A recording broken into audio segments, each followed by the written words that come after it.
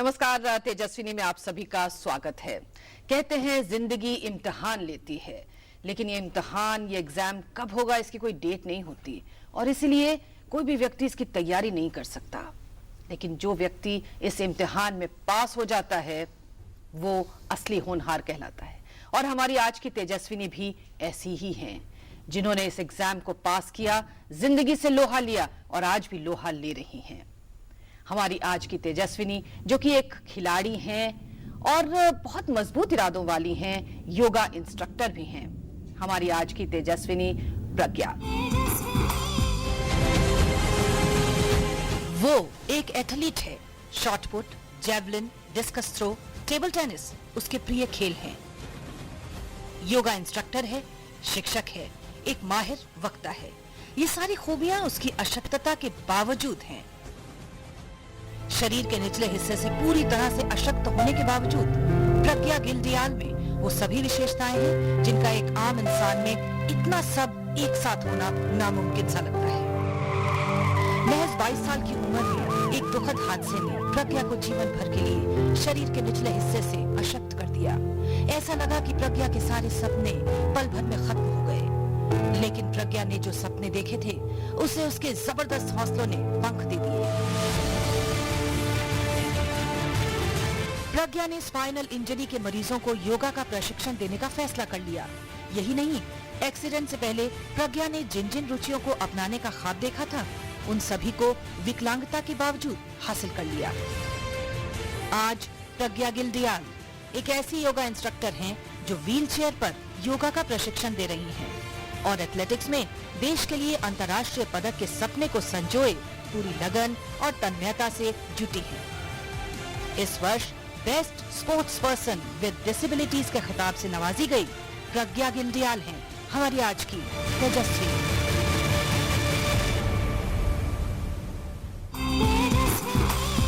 तो आइए मुलाकात करें हमारी ऐसी ही मजबूत इरादों वाली तेजस्विनी प्रज्ञा गिल्डियाल से। बहुत बहुत स्वागत है प्रज्ञा आपका। Thank you. ये बताइए कि इतनी खुश मिजाज और इतनी चुस्त दुरुस्त कैसे रहती हैं आप और कैसे रखते हैं अपने आप को इतना ताजा? जब इंसान मन से खुश होता है, जब वो अपनी डेली एक्टिविटीज से सेटिस्फाइड होता है, जब वो जिंदगी में जो चाहे उसे एक एक करके अचीव कर पाता है, तो अंदर से खुशी आती है और वो चेहरे तक आती है। जी। तो प्रज्ञा, आपने कभी भी अपनी व्हील चेयर को जिंदगी के आड़े आने नहीं दिया, बल्कि आपने कहा कि ये मेरी एक व्हील चेयर है। जी। तो ये व्हील चेयर से व्हील चेयर आपने इसे कैसे बनाया? मेरा जब एक्सीडेंट हुआ था 2 मई 2005, तब मुझे नहीं पता था कि मैं उस 10 सेकंड के एक्सीडेंट के बाद हमेशा के लिए व्हीलचेयर पे आ जाऊंगी। मुझे नहीं बताया गया था। तो मुझे याद है कि जब मैं हॉस्पिटल में एडमिट थी, मेरी सर्जरीज हो रही थी, सब चीज़ें, उसके बाद जब मुझे पहली बार व्हीलचेयर दिखाई गई और मुझे कहा गया कि तुम्हें इस पे बैठना है, तो मेरे लिए वो सिर्फ एक 3 या 4 महीने की एक मोबिलिटी एड थी कि मैं उसमें बैठूंगी 3-4 महीने जब तक मुझे फ्रैक्चर है, फिर मैं ठीक हो जाऊंगी, फिर मैं अपने नॉर्मल योगा के लाइफस्टाइल में वापस आ जाऊंगी। लेकिन जब मैं रिहैब करने के लिए डिपार्टमेंट की तरफ गई, जब मैंने देखा वहाँ मेरे जैसे बहुत सारे लोग हैं जो व्हीलचेयर पे आए हैं, जब मेरी उनसे दोस्ती हुई, मैंने बात करी, तब मुझे समझ में आया कि व्हीलचेयर शायद बहुत लंबे टाइम तक मेरा साथ देगी या मुझे इस पे रहना पड़ेगा। तो मुझे याद है कि मैंने अपने डॉक्टर से, अपने सर्जन से पूछा कि आप मुझे बताइए कि क्या मैं कभी ठीक हो पाऊंगी, क्योंकि मेरा पूरा काम फिजिकल बॉडी का है। क्या ऐसा कभी होगा कि मैं चल पाऊंगी या मैं योगा सिखा पाऊंगी या मैं योगा कर पाऊंगी? तो उन्होंने स्माइल किया और मुझे कहा कि बेटा, हम ये किसी को बताते नहीं है, धीरे धीरे आपको अपने आप समझ में आ जाएगा। मगर मैं योगा शुरू से इतना ज्यादा सीखा था, मैं इतना ज्यादा मानती थी कि मैं बहुत स्ट्रांग थी अंदर से। तो मैंने उनको बोला कि मुझे अभी जानना है, क्योंकि मेरा पूरा आगे फ्यूचर, पूरा करियर सिर्फ इसी बात पे डिपेंड करता है कि क्या मैं चल पाऊंगी, क्या मैं नहीं चल पाऊंगी। तो उन्होंने बोला कि हम ये किसी को बताना नहीं चाहते। As a surgeon, as a doctor, किसी का दिल दुखाता है हमारे इतने हार्ड शब्द बोलना, लेकिन अगर आप पूछ रहे हो दैट मीन्स आप मेंटली प्रिपेयर्ड हो जवाब सुनने के लिए। तो इसीलिए मैं बताना चाहता हूँ कि आप कभी भी योगा करना तो बहुत दूर, आप कभी जिंदगी में अपने पैरों पे खड़े नहीं हो पाओगे। तो प्रज्ञा, क्या हुआ था आपके साथ? 2005 की वो बात थी, क्या हुआ था जिंदगी में? ऐसा कौन सी दुर्घटना हुई थी जो बिना बताए, बिना वक्त तय किया आपकी जिंदगी में आ गई थी? मैं योगा के सेशंस करती थी, मैं होम विजिट्स करती थी। मेरा योगा का अपना स्टूडियो था आनंदम के नाम से, ईस्ट दिल्ली में। तो एक दिन मैं अपनी योगा की क्लास के लिए जा रही थी। मैं मॉर्निंग 5:30 निकल जाती थी अपनी क्लास के लिए। अच्छा। तो एक ईस्ट दिल्ली में एक जगह है कॉफी होम करके, मैं उधर से क्रॉस कर रही थी। तो वहाँ पे एक फादर अपने बेटे को कार चलाना सिखा रहे थे। और जैसे ही मैं अपने स्कूटर पे थी, एक्टिवा पे, मैं जैसे ही उनके पास से गई, उनके बेटे ने कार स्टार्ट करी और शायद वो कंट्रोल उसके हाथ में नहीं रहा, उसके पैर से नहीं रहा, उसने मेरे स्कूटर को हिट कर दिया। तो स्कूटर डिसबैलेंस होके जैसे ही मेरा स्कूटर गिरा और मेरा पैर पे मेरा स्कूटर गिर गया। अच्छा। तो बजाय ब्रेक लगाने के उसने एक्सीलेटर पे पैर रख दिया गलती से, और उसकी कार का आगे वाला पहिया, उसकी कार मेरी लोअर बैक के ऊपर से चली गई। तो मेरा हेलमेट उसकी कार के नीचे कहीं फंस गया था। तो लगभग 100 यार्ड्स तक वो ड्रैग करता हुआ गया। फिर वहां पर 2 लड़के जा रहे थे बाइक पे, क्योंकि इतनी सुबह ज्यादा भीड़ नहीं होती है। तो वहां पर 2 लड़के जा रहे थे बाइक पे। उन्होंने उसकी कार रोकी और बोला कि आपकी कार के नीचे शायद स्कूटर फंसा हुआ है, क्योंकि मैं दिख भी नहीं रही थी नीचे। फिर उन्होंने कार रोकी, पहले स्कूटर उठाया, फिर मैंने नीचे से आवाज लगाई कि मेरा हेलमेट फंसा है, मैं इस तरह से नहीं निकल पाऊंगी। फिर वहां पे उन लोगों ने थोड़ा भीड़ इकट्ठी की, आगे से कार को उठाया और फिर मुझे मेरा हेलमेट अनलॉक करके मुझे नीचे निकाला गया और हॉस्पिटल लेके गए। तो आप पूरे होश में थी? कितनी हड्डियां टूट गई थी? मेरे मल्टी फ्रैक्चर्स थे। मेरी 9 रिब्स में फ्रैक्चर था और स्पाइन में फ्रैक्चर थी, 2 स्पाइन टूट गई थी और मेरी थाई बोन पूरी तरह से टूट गई थी, 2 हिस्सों में हो चुकी थी। उस वक्त आपको अंदाजा था कि आपके साथ क्या हो गया है? नहीं, मुझे पेन था, एक्सट्रीम पेन था बॉडी में, लेकिन मुझे ऐसा लगा ठीक है थोड़े बहुत फ्रैक्चर होंगे, 1-2 ज्यादा कुछ चोट लगी नहीं होगी, क्योंकि मुझे एक्सटर्नल ब्लीडिंग नहीं थी। तो मैंने ये नहीं सोचा था कि लाइफ इतनी बदल जाएगी या इतना बड़ा एक्सीडेंट होगा। मैंने ये भी नहीं सोचा था कि उसके बाद मेरी 18 घंटे की सर्जरी चलेगी, इतना बड़ा एक्सीडेंट होगा। तो मेरी 2 सर्जरीज हुई, एक 18 घंटे चली, एक 8.5 घंटे चली। और मेरी एक रिब टूट के एक ऑर्गन में फंस गई थी। और एक नाबालिग के द्वारा ये एक्सीडेंट हुआ जी। लेकिन जब मुझे उस कार में रखा गया, मुझे उस कार में ही वापस डाला गया और बोला गया, उन लड़कों ने बोला, बाइक वालों ने, कि आप उनको पास के हॉस्पिटल लेके जाइए, हम आपके पीछे पीछे आ रहे हैं। तो जो कॉन्वर्सेशन थी, क्योंकि मैं पूरी तरह से कॉन्शियस थी पूरे एक्सीडेंट में, तो वो फादर अपने बेटे को बोल रहे थे कि तुम ये मत बोलना कि तुम चला रहे थे, मैं सारा ब्लेम अपने ऊपर लूंगा, क्योंकि तुम माइनर हो, तुम्हारे पास ड्राइविंग लाइसेंस नहीं है। तो प्रज्ञा, फिर जब जिस दिन आपको ये पता चला और धीरे धीरे जैसे जैसे परतें खुलती चली गई और आपको लगा कि अब आप चल नहीं पाएंगी, तो फिर जिंदगी में उस वक्त कैसा लम्हा आया था और कौन सी ऐसी चीज थी दिल में, दिमाग में, जिसने आपको उससे, उस ट्रॉमा से बाहर निकाला था और वापस जिंदगी की तरफ आपका मुंह मोड़ा था? जब मेरा एक्सीडेंट, जब मुझे पता चला कि मैं अब कभी शायद अपने पैरों पे खड़ी नहीं हो सकती हूँ, तो मेरे लिए सबसे ज्यादा दुख की बात उस टाइम ये थी कि मैं योगा नहीं कर पाऊंगी अब कभी, क्योंकि मैं योगा के लिए बहुत ज्यादा पैशनेट थी। मैं इतनी ज्यादा पैशनेट थी कि मेरे घर में डोरबेल तक गायत्री मंत्र की थी, मेरे घर में बुक सारी योगा की आती थी, मैं सारा दिन योगा सेशंस करती थी। मैं घर पे कम रहती थी, मैं योगा सेशंस में ज्यादा बाहर रहती थी। तो मैं उसी लाइफस्टाइल और उसी एनवायरनमेंट में पली बड़ी थी। लेकिन जब मुझे पता चला कि मैं अपनी बॉडी यूज नहीं कर सकती, अब मैं योगा नहीं कर सकती, शायद मेरी जितनी भी डिग्री थी जो मैंने योगा में ली थी, अब वो सब जीरो हो गई थी। मुझे कोई जॉब नहीं मिल सकती योगा में, मैं क्लासेस नहीं स्टार्ट कर सकती योगा की दोबारा, क्योंकि जब मैं परफॉर्म ही नहीं कर सकती, मैं डेमोन्स्ट्रेट ही नहीं कर सकती, तो मेरा लाइफ में आगे क्या होगा। तो मैंने कुछ और भी कोर्सेज किए, एयर टिकटिंग का कोर्स किया, क्योंकि ये चीज़ें बहुत मुश्किल थी मेरे लिए एक्सेप्ट करना कि मैं अब उन सब चीज़ों से बहुत दूर जा रही हूँ जो मेरे लिए कभी मेरा पैशन हुआ करता था। लेकिन फिर आपने ऐसे ही लोगों को जो कि चल फिर नहीं पाते, व्हील चेयर पे हैं, उनको योगा सिखाना शुरू किया और आपने अपनी उंगलियों को, अपने हाथों को अपनी ताकत बना ली। जी, मेरे को अभी याद है, हमारे हॉस्पिटल के एक चेयरमैन है, उन्होंने मुझसे आके बोला कि मैं तुमसे बहुत इम्प्रेस्ड हूँ, क्योंकि तुमने 3 महीने में वो रिहैबिलिटेशन खत्म किया है जो हमारे यहाँ पेशेंट 8 महीने में करते हैं। तो उन्होंने मुझे वहां से जॉब का ऑफर दिया उस हॉस्पिटल से। तो मेरे लिए ये बहुत बड़ा सपोर्ट था। क्यों? क्योंकि उस टाइम मैं डिसेबिलिटी को नहीं जानती थी क्या है, मैं खुद न्यूली इंजर्ड थी, मेरी नई चोट लगी थी, लेकिन किसी ने मुझ पे फेथ रखा कि अगर मैं इस लाइन में जाना चाहूँ, उन्होंने मुझे कहा तुम योगा पढ़ी हुई हो, तुम योगा के बारे में सब जानते हो, अब तुम्हें डिसेबिलिटी को पढ़ना है, क्या डिसेबिलिटी होती है, कितने तरीके की डिसेबिलिटी होती है और किस तरह से आप योगा से हेल्प ले सकते हो उस डिसेबिलिटी में। ये मेरे लिए बहुत बड़ा कॉन्फिडेंस था जो उन्होंने मुझे दिखाया। दूसरा, मुझे याद है मेरे फादर ने मुझे एक बात कही कि क्योंकि मैंने बहुत इधर उधर कोशिश करी जॉब की, बट मैं मन नहीं लगा पा रही थी उन चीज़ों में। तो मेरे फादर ने मुझे एक दिन अपने सामने बिठाया और बोला कि तुम लाइफ में क्या करना चाहती हो। तो मैंने कहा जो मैं करना चाहती थी वो तो मैं कर नहीं पा रही हूँ। तो उन्होंने कहा ठीक है, अब इसको एक चैलेंज की तरह लो और जो अभी तक इंडिया में नहीं हुआ तुम वो करके दिखाओ। तुम पहली योगा इंस्ट्रक्टर होंगी जो व्हील चेयर पे होंगी। अब ये तुम्हें सोचना है कि तुम किस तरह से लोगों को योगा कराओगी। तो शुरुआत में मैंने अपने लिए पीपीटी बनाई कि मैं लोगों को आसनास परफॉर्म कर सकूं। फिर मैंने अपने फिंगर्स का प्रयोग शुरू कर दिया, हाथ ऐसे उठाना है, लेग ऐसे करना है। इन सब चीज़ों से मुझे लगा कि लोगों को मुश्किल नहीं हुई सीखने में।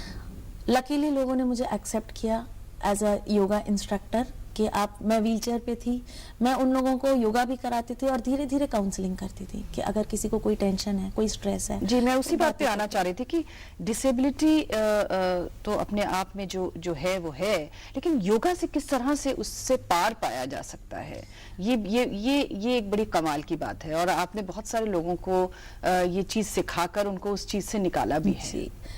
जब मैंने योगा सीखा था तो मैंने फिलॉसफी में बहुत अच्छी चीज़ें सीखी थी कि विल पावर, फेथ, कॉन्फिडेंस और बहुत अच्छे आत्मविश्वास क्या होता है, इंडिपेंडेंट होना क्या होता है। मगर जब आपकी लाइफ में हैप्पी फेस चल रहा होता है, आपके पास स्कूटर है, आपके पास जॉब है, आप अपना स्टूडियो चला रहे हो, आपके पेरेंट्स आसपास, तो आप इन सब चीज़ों का इस्तेमाल नहीं कर पाते हो।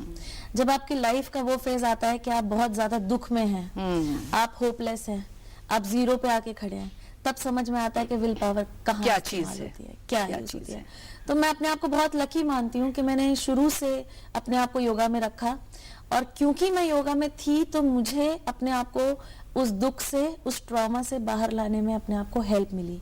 मैं अपने आप को हमेशा यही समझाती रहती थी कि ये शायद ऊपर वाले ने मुझे सेलेक्ट किया है, चूज किया है कि मैं आगे बहुत सारे लोगों की जिंदगी बदल सकती हूँ। जी हाँ। उनको एक उम्मीद दे सकती हूँ नई जिंदगी की। बिल्कुल, तो ऐसी उम्मीदें बांट रही हैं प्रज्ञा, और आज तेजस्विनी में हमारे साथ हैं। एक छोटा सा ब्रेक लेते हैं, तुरंत हाजिर होते हैं। हेलो पापा, कब से फोन कर रहा हूँ, फोन ही नहीं लग रहा है। अच्छा, घर पहुंची कि नहीं? रास्ते में हूँ। आज ऑफिस में लेट हो गया था। ऐसा क्या काम आ गया आज? बेटा 12 बज रहे हैं। लास्ट मिनट ऑफिस में काम आ गया था, फोन नहीं कर पाई। अच्छा, घर कैसे जा रही हो? मैंने टैक्सी ले ली है। ऑफिस से कोई है तुम्हारे साथ? नहीं, मैं अकेले हूँ। अकेली? टैक्सी में इतनी रात में? अरे पापा, आप सुनो तो मेरी बात। पापा, सुनो, टैक्सी का नंबर नोट करो। एक सेकंड होल्ड करो। नहीं, मुझे बताओ टैक्सी का नंबर। चलो। हाँ, आप चिंता मत कीजिए, मैं आपकी बेटी को ठीक से घर पहुंचा दूंगी। जितनी ज्यादा औरतें होंगी, ये दुनिया उनके लिए उतनी ही बेहतर होगी। चलिए इस दुनिया में बेटियों की जगह पहचानें।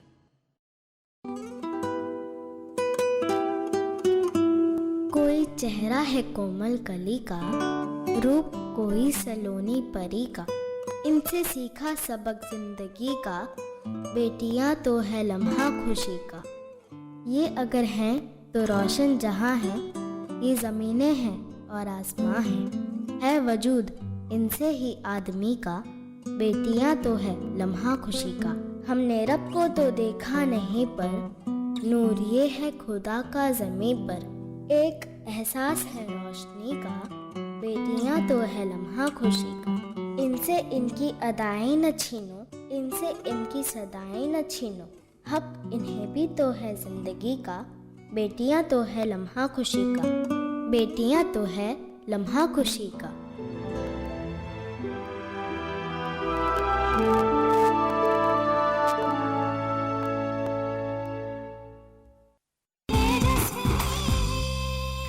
तो एक बार फिर से आपका स्वागत है। आज आप देख रहे हैं तेजस्विनी में प्रज्ञा, जिन्होंने अपनी व्हील चेयर को अपनी ताकत बना लिया और एक ऐसी योगा इंस्ट्रक्टर बन गई जो कि व्हील चेयर पे लोगों को योगा सिखाती हैं।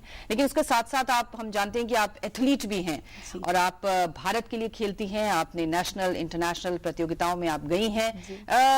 कौन कौन से ऐसे खेल हैं जिनको आप खेलती हैं और किस तरह से उनको आपने अपनी ताकत बनाया हुआ है? मैंने जब स्पोर्ट्स के बारे में सुना था डिसेबिलिटी में आने के बाद, तो मुझे पता चला बहुत सारे गेम्स हो सकते हैं, बहुत सारे स्पोर्ट्स होते हैं। मैंने हॉर्स राइडिंग ट्राई किया। अच्छा। मैंने हॉर्स राइडिंग ट्राई किया, मैंने स्विमिंग ट्राई किया, मैंने टेबल टेनिस ट्राई किया, मैंने गोल्फ ट्राई किया, बट इनिशियली मुझे टेबल टेनिस पसंद आया। अच्छा। मैंने कॉमनवेल्थ गेम्स 2010 तक टेबल टेनिस की प्रैक्टिस करी। फिर उसके बाद कुछ कोच का अभाव था, कुछ सरकमस्टांसेस ऐसे थे कि टाइम टेबल टेनिस के जो मैच कर रहे थे वो मेरी जॉब से मैच नहीं कर रहे थे। फिर मैंने गैप दे दिया 2010 के बाद। फिर 2013 में मुझे किसी ने बताया कि एथलेटिक्स भी आप कर सकते हैं और उसमें 3 इवेंट्स होते हैं, एक शॉर्ट पट, एक डिस्कस और एक जैवलिन। उनके कोच दिल्ली में ही रहते हैं, नेहरू स्टेडियम में प्रैक्टिस कराते हैं, डॉक्टर सत्यपाल सिंह। आप उनके पास जाइए, वो आपको सिखा सकते हैं।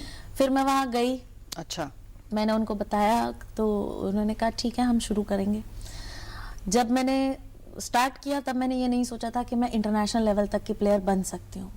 तो मुझे लगा ठीक है, कुछ स्टेट खेलेंगे, कभी कभी नेशनल्स खेल लेंगे, इतना ठीक है, काफ़ी है शायद एक अच्छी हेल्दी लाइफ के लिए कि मैं लोगों को बोलूँगी मैं नेशनल्स तक खेली हूँ। हाँ। पर जब मैं वहाँ गई तो मैंने देखा उन कोच के ड्रीम्स कुछ और हैं। उन्होंने मुझे बोला कि अगर ओलंपिक तक खेलने की हिम्मत रखती हो, उतना लोड ले सकते हो ट्रेनिंग का, उतना स्ट्रेस ले सकते हो, तो ही मेरे पास आना, वरना नहीं आना। तो मैंने फिर 1 महीना लिया अपने आप को सोचने और समझने के लिए। लेकिन ये बहुत बड़ा चैलेंज था मेरे लिए। क्यों? क्योंकि बीइंग अ योगा थेरेपिस्ट आप बहुत सॉफ्ट हैं, आप बहुत शांत हैं, बहुत पीसफुल हैं। लेकिन जो मैं इवेंट चूज कर रही थी उसमें आपको बहुत पावर चाहिए, बहुत एग्रेशन चाहिए, आपके अंदर एक्सप्लोसिव पावर होनी चाहिए, और योगा एकदम शांत करता है आपको। तो ये दोनों मेरे लिए एकदम ऑपोजिट था। लेकिन ये भी एक चैलेंज था कि मैं ये करना चाहती थी, मैं ये देखना चाहती थी कि क्या मैं इतनी कैपेबिलिटीज रखती हूँ फिजिकली और मेंटली, क्या मैं इतना स्ट्रांग हूँ कि मैं ओलंपिक लेवल तक की तैयारी में अपने आप को लेकर जा सकूं। हाँ, तो अब आपकी मुझे पता है तैयारी चल रही है जी। और दिन कितने बजे शुरू करती हैं और आप कितने बजे खत्म करती हैं? मैं मॉर्निंग 5:15 उठ जाती हूँ और 6:30 हम स्टेडियम में होते हैं। 6:30 से लेकर 9:30 10 तक हम ट्रेनिंग करते हैं। फिर 10 o'clock मैं वहाँ से डायरेक्ट अपने ऑफिस जाती हूँ, मैं जहाँ जॉब करती हूँ स्पाइनल इंजरीज में। फिर वहाँ 10 बजे से लेकर शाम 7:30 बजे तक मैं जॉब करती हूँ। वहाँ से रात को थक के घर जाती हूँ, फिर और कुछ करने की हिम्मत नहीं होती। तो इस बीच में कभी ध्यान आता है अपनी शारीरिक क्षमताओं के बारे में? आप सोचती हैं टाइम या नहीं आता मुझे कि मैं ये सोचूं कि मेरे अंदर कहाँ क्या वीकनेसेस हैं। बल्कि ये है कि अगर कभी ऐसा होता है कि हमारा मन नहीं होता करने का, या हमें लगता है कि बॉडी में पेन है, एक्स एंड पेन्स हो रहे हैं ट्रेनिंग से, और हम सर को बोलते हैं तो हमारे कोच बोलता है कि तुम लकी हो कि पैरों में सेंसेशन नहीं है, नहीं तो मैं वहां भी दर्द करवा सकता था। तो ऐसा लगता है थैंकफुली। जी। अच्छा, ये बताइए प्रज्ञा की एक औरत होने के नाते और खास तौर से डिसेबिलिटीज के साथ जीना कोई आसान काम नहीं है। आपको किस तरह के अनुभव होते हैं, किस तरह के एक्सपीरियंसेस होते हैं, और क्या कुछ ऐसी चीजें हैं जिनमें हम बहुत लैक करते हैं, हमारी कमियां हैं जिन्हें हमें ठीक करना होगा, दुरुस्त करना होगा? देखिए, मुझे लगता है कि बीइंग अ फीमेल, मतलब लड़की होने के नाते मैंने बहुत सारे कमेंट सुने हैं सोसाइटी से। कई बार ऐसा होता है मैं लिफ्ट से नीचे जा रही होती हूँ तो सोसाइटी में कुछ आंटी होती हैं, वो आपस में बोलते हैं ओहो बेचारी की शक्ल सूरत तो अच्छी थी पर देखो बेचारी व्हीलचेयर पे है। या कभी ऐसा सुनने को मिलता है ओहो अब तुमसे शादी कौन करेगा। या कभी ऐसा सुनने को मिलता है कि अब बताओ इसके माता पिता के बाद इसका कौन सहारा बनेगा। तो ये सब चीजें हैं जो कि एक टैबू है, जो कि लोगों की सोच है, सोसाइटी की सोच है कि लड़की है और व्हीलचेयर पे है तो इसका शायद आगे जिंदगी में कुछ नहीं हो सकता। ये ऐसे ही सोसाइटी से स्ट्रगल कर करके खत्म हो जाएगी एक दिन, या इसकी डिसेबिलिटी से खत्म कर देगी।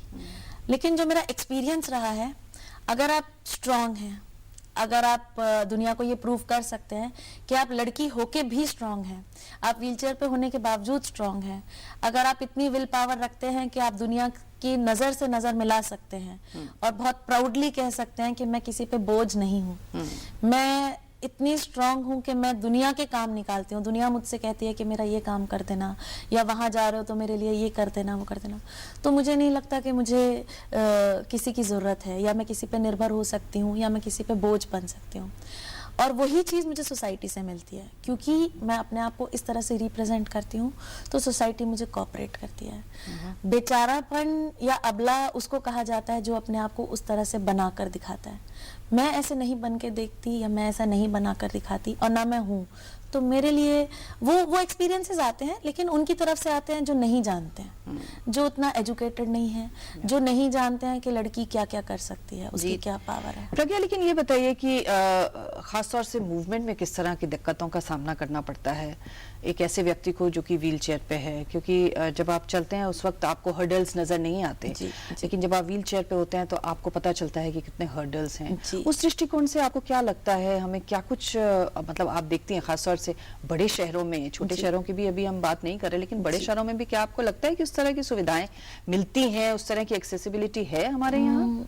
बहुत सारे लोग ऐसा सोचते हैं कि आप दिल्ली में रहते हो तो आप बहुत लकी हो, मगर मेरे को मैंने ऐसा एक्सपीरियंस किया है कि दिल्ली में रह के भी बहुत सारी चीज़ें एक्सेसिबल नहीं हैं। हमारे पास वॉशरूम्स नहीं हैं एक्सेसिबल। अगर मैं कहीं जॉब करूं, अगर मैं कहीं प्राइवेट जॉब करूं, चाहे मैं गवर्नमेंट जॉब करूं, वहाँ वॉशरूम्स एक्सेसिबल नहीं मिलेंगे। अगर मैं कहीं घूमने जा रही हूँ तो वहाँ पे एनवायरनमेंट एक्सेसिबल नहीं मिलेगा। अगर मैं मॉल जा रही हूँ तो मिल सकता है, लेकिन अगर मुझे मॉल का वॉशरूम यूज़ करना है तो मुझे पहले परमिशन लेनी पड़ती है कि आप उस वॉशरूम को अनलॉक करिए, मुझे जाना है, मुझे उन्हें समझाना पड़ता है, क्योंकि वो बोलते हैं कि आप एबल्ड वाले में चले जाइए। उन्हें समझाना पड़ता है कि मैं उस वॉशरूम को क्यों यूज़ करें। उनके लिए शायद हम वो लिबर्टी यूज़ कर रहे हैं, पर उन्हें ये नहीं समझ में आता है कि हमारे लिए वो नीड है। तो बहुत सारी कमियां हैं हमारी कंट्री में इन टर्म्स ऑफ एक्सेसिबिलिटी, मगर मैं दूसरी तरफ ये भी कहूँगी कि सरकार ने मेट्रो चलाई है, जो कि बहुत अच्छा कदम है उन लोगों के लिए जो, मैं तो अपनी कार चला के ड्राइव करती हूँ, पर बहुत सारे व्हीलचेयर वाले लोग ऐसे हैं जो मेट्रो से ट्रैवल कर सकते हैं।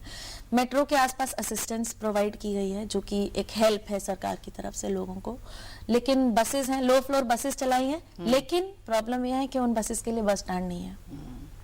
और अगर आप बस स्टैंड की तरफ ना भी देखें, अगर बस आके रुकती है और आप उनको बोलो कि आप अपना हाइड्रोलिक नीचे करके लिफ्ट वो रैंप बाहर निकालिए, मुझे अपने आप चढ़ना है, तो लोगों का, ड्राइवर का, कंडक्टर का, सबका मेंटालिटी ये रहता है कि हमारा टाइम वेस्ट हो रहा है, आप वेट करिए, हम 4 लोग उठा के आपको रख देंगे। एक्सेसिबिलिटी को वैल्यू नहीं दी जाती है, और ये इसीलिए नहीं है कि हमारे पास वो जरिया नहीं है, वो सामान नहीं है, वो चीज़ें नहीं है।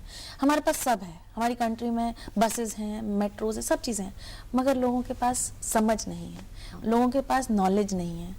बहुत बार ऐसा होता है कि किसी एक्सेसिबल जगह में मुझे एक्सेस करने के लिए लोगों को हाथ जोड़ के बोलना पड़ता है कि मैं अपने आप मैनेज कर लूंगी, प्लीज मुझे छोड़ दीजिए। लोगों को लगता है कि ओ अब वो आई है तो बेचारी को हेल्प की जरूरत है, जबकि मुझे, अब जैसे अगर हम मॉल जाते हैं, मैं कुछ ऑर्डर करने जाती हूँ, तो वो मुझे बोलते हैं मैम आप बैठ जाइए, हम ले जाएंगे आपकी ट्रे। तो मुझे बोलना पड़ता है आप मुझे दे दीजिए, मैं लैब पे रख के खुद ले जाऊंगी। तो लोगों को ये समझाना पड़ता है कि हम लोग अपने आप बहुत सारी चीजें कर सकते हैं, प्लीज हमें करने दीजिए, हम पे दया मत खाइए, हम पे ओवर फेवर मत करिए, हम लोग कर सकते हैं, हम लोग इंडिपेंडेंट हैं। मतलब आप जिस तरह से धारा प्रवाह बोलते हैं और जिस तरह से आपका पूरा सोच विचार है, आप काफी कुछ लोगों को लीड कर सकती हैं, उनको नेतृत्व दे सकती हैं।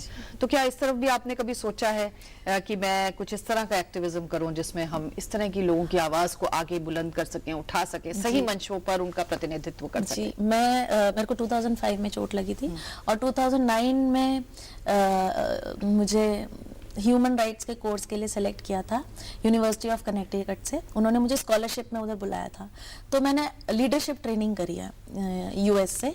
और जब मैं वहाँ गई, वहाँ पे एक कंट्री से एक रिप्रेजेंटेटिव आता है, तो मुझे सेलेक्ट किया गया था उधर के। जब मैं वहाँ गई और मैंने वहाँ से बहुत सारी लीडरशिप क्वालिटीज सीखी, ट्रेनिंग ली, जब मैं वापस आई तो मुझे ऐसा रियलाइज हुआ कि शायद मुझे, अगर मैं एक्टिविस्ट बनूंगी तो मैं बहुत सारे व्हीलचेयर के लोगों का भला कर सकती हूँ और डिसेबिलिटी सेक्टर का। मगर मैंने ऐसा रियलाइज़ किया कि हमारे डिसेबिलिटी सेक्टर में लोग लड़ते हैं, लोग चीखते हैं, लोग चिल्लाते हैं अपने राइट्स के लिए, लेकिन जो अवेलेबिलिटी है उन्हें यूज़ नहीं करते। लोग लड़ेंगे कि मॉल हो, मॉल हो, मॉल हो, लेकिन मॉल है तो वहाँ जाएंगे नहीं। लोग लड़ेंगे कि भाई हमारे को ट्रैवलिंग बहुत मुश्किल है, कम्युनिकेशन मुश्किल है, ट्रांसपोर्टेशन मुश्किल है, मेट्रो है लेकिन ट्रैवल नहीं करेंगे। तो मैंने ये ऑब्जर्व किया। मैंने शुरुआत में कुछ किए भी, मैंने रेड लाइन और ब्लू लाइन बसेस के ऑडिट किए हैं। वहाँ से आने के बाद मैंने red line, blue line buses के ऑडिट किए हैं। उसके अलावा मैंने सीपी के जितने भी पार्किंग लॉट्स थे, उनके जो भी लिफ्ट्स जाती हैं मेट्रो के लिए, उनके ऑडिट किए कि क्या वो इतने क्लियर हैं कि एक व्हीलचेयर यूज़र अपने आप करें। ये सब चीज़ों पे मैंने शुरू में काम किया, बट तब मुझे ऐसा रियलाइज़ हुआ कि लोग शायद हक छीनने में और हक मांगने में ज़्यादा विश्वास करते हैं। स्पेशली वो लोग जो अपने आप को बहुत गर्व से बोलते हैं कि जी हम डिसेबल्ड हैं, हमारा ये हक है, हमें दीजिए। सरकार से छीनते हैं, मांगते हैं, धरने करते हैं, बहुत सारे गलत एक्टिविटीज करते हैं, जिससे डिसेबिलिटी का नाम काफी खराब हो रहा है। इसीलिए मैंने अपने आप को स्टेप बैक कर लिया। अब मैंने दूसरा जरिया ये निकाला है कि लोगों को एजुकेट करो। जी, तो प्रज्ञा, अब चलते चलते ये बताइए कि अब आपका एम क्या है जिंदगी में, आपका एम्बिशन क्या है? क्या ओलंपिक का एक मेडल जीतना जिंदगी का एक सबसे बड़ा एम्बिशन है जिसकी तरफ आप कोशिश कर रही हैं? जी बिल्कुल, कोई भी प्लेयर होगा उसका सबसे बड़ा ड्रीम होगा, सुबह सोते जगते खाते पीते हर टाइम एक ही ड्रीम होगा कि मुझे ओलंपिक मेडल चाहिए। मैं जब सोती हूँ तो मैं सोने से पहले अपने आप को 5 मिनट के लिए ये ड्रीम देती हूँ कि मैं ओलंपिक पोडियम पे हूँ मेडल लेने के लिए। तो जब तक मुझे ओलंपिक मेडल नहीं आ जाएगा तब तक मैं उसी रास्ते पे चलती रहूंगी कि मुझे मेहनत करनी है, मुझे अपनी कंट्री के लिए मेडल लेकर आना है, और जब मेरी कंट्री का फ्लैग ऊपर जाएगा तो नेशनल एंथम होना चाहिए, और तब तक मैं ये मेहनत करती रहूंगी। और हमारी शुभकामनाएं हमेशा हमेशा आपके साथ रहेंगी और हमें पूरी उम्मीद है कि आप ये कर दिखाएंगी। प्रज्ञा, बहुत बहुत शुक्रिया हमसे बात करने के लिए और तेजस्विनी में आने के लिए आपका धन्यवाद। Thank you. तो ये थी प्रज्ञा हमारे साथ, हमारी आज की तेजस्विनी और बुलंद हौसलों वाली एक महिला जिनसे आपने आज मुलाकात की। अगले हफ्ते एक और तेजस्विनी के साथ आपकी मुलाकात कराएंगे। तब तक के लिए इजाजत दीजिए, नमस्कार।